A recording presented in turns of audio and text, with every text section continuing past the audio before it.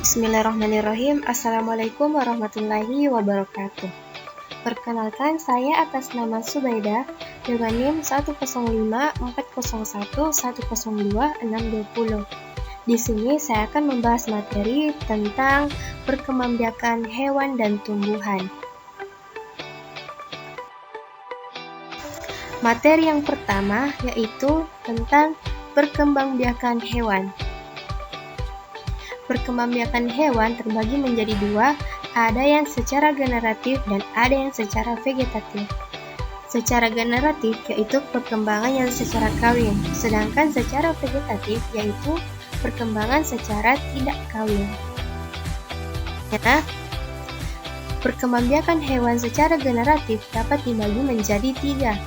Yang pertama, melahirkan atau vivipar, di mana pembuahan ini terjadi di dalam tubuh induk calon spesies baru yang berkembang di dalam tubuh induknya hingga batas waktu tertentu. Yang kedua, bertelur atau ovipar. Pembuahan ini juga terjadi di dalam atau di luar tubuh induk calon spesies baru yang berkembang di dalam tubuh induknya hingga batas waktu tertentu juga. Dan yang ketiga, bertelur dan melahirkan atau ovovivipar. Pembuahan ini terjadi di dalam tubuh induk calon spesies baru berkembang di dalam tubuh induknya yang berada dalam cangkang tipis atau selaput hingga siap untuk dilahirkan. Ada pula contoh hewan yang melahirkan atau vivipar seperti kanguru. Bayi kanguru tinggal dalam kantong perut induknya selama kurang lebih 6 bulan. Di dalam kantong perut induk terdapat puting susu yang dapat mengeluarkan susu untuk dijadikan makanan bagi bayinya. Kemudian contoh hewan yang bertelur atau ovipar yaitu ikan. Embrio ikan ini nantinya akan tumbuh dan berkembang di dalam telur dengan bantuan nutrisi yang terkandung di dalamnya. Saat embrio tersebut dirasa sudah cukup, maka induk tersebut kemudian akan melahirkan.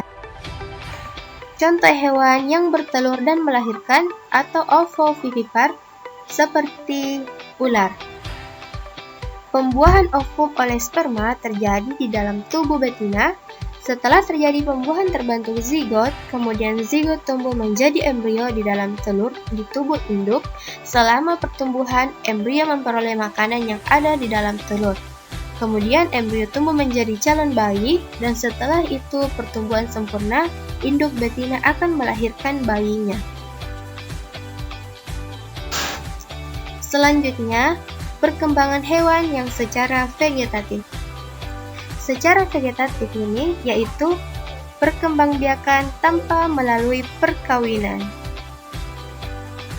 Perkembangbiakan tersebut dapat terjadi melalui yang pertama, tunas, kedua, fragmentasi, dan yang ketiga, membelah diri. Yang secara tunas contohnya hidra. Tunas kecil hidra tumbuh menjadi hewan baru yang melekat pada induknya. Lama-kelamaan tunas itu akan lepas dari induknya dan menjadi hewan dewasa yang bebas. Kemudian yang melalui fragmentasi, contohnya seperti cacing piping, di mana perkembangbiakan cacing piping ini melalui pemutusan tubuh yang menjadi dua bagian.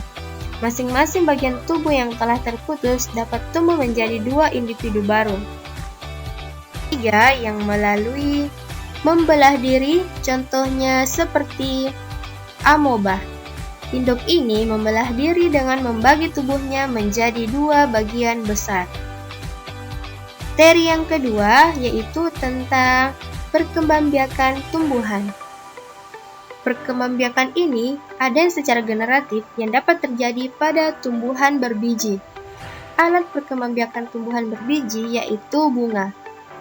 Bunga dapat dibedakan menjadi dua macam, yaitu ada bunga yang lengkap dan ada bunga yang tidak lengkap. Perkembangbiakan generatif pada tumbuhan yang pertama itu bunga lengkap. Seperti yang ada di gambar ini yang merupakan bunga lengkap. ada tangkai bunga, yaitu alat kelamin betina pada bunga. Dan yang kedua, ada dasar bunga, yaitu ujung tangkai bunga yang membesar. Yang ketiga, kelopak bunga, yaitu bagian dekat dasar bunga yang menyeliputi bunga saat bunga masih kuncup. Yang keempat, mahkota bunga, yaitu bagian paling indah pada bunga. Yang kelima, benang sari yang merupakan alat kelamin jantan pada bunga. Yang keenam, putik yang merupakan alat kelamin betina pada bunga. Selanjutnya, ada bunga tidak lengkap. Seperti di gambar ini, contohnya bunga kelapa, di mana bunga yang hanya memiliki benang sari atau putik saja, yang disebut bunga yang tak sempurna. Jadi, bunga jantan dan betina termasuk bunga yang tidak sempurna. Kemudian, ada perkembangbiakan vegetatif pada tumbuhan. Ada yang secara alami dan ada yang secara buatan. Vegetatif alami contohnya yaitu akar tinggal atau rizoma. Akar tinggal ini batang tumbuh dan menjalar pada permukaan maupun dalam tanah.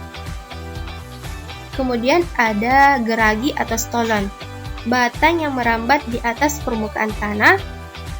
Kemudian tunas adventif yang bagian tumbuh pada daun atau bagian akar. Dan ada spora, satu atau beberapa sel yang terbungkus lapisan tipis sebagai pelindung.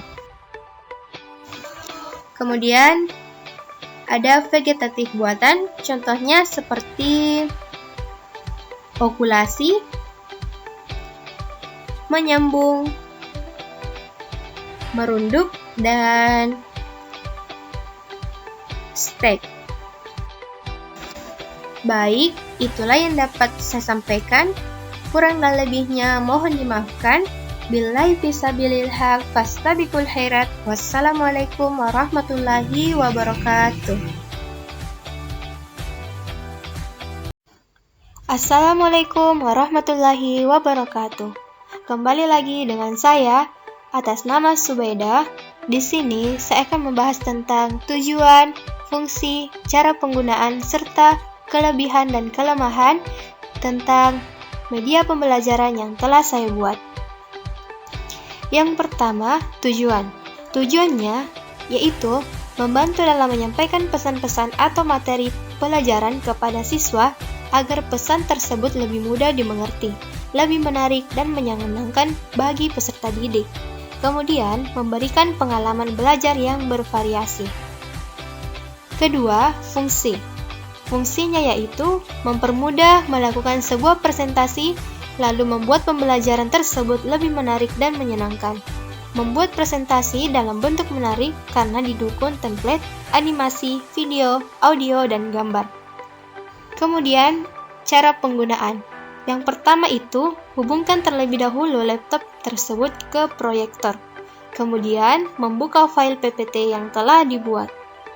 Dan setelah itu, jika PPT sudah tampil di layar, kemudian mulailah mempresentasikan materi yang ada di PPT tersebut.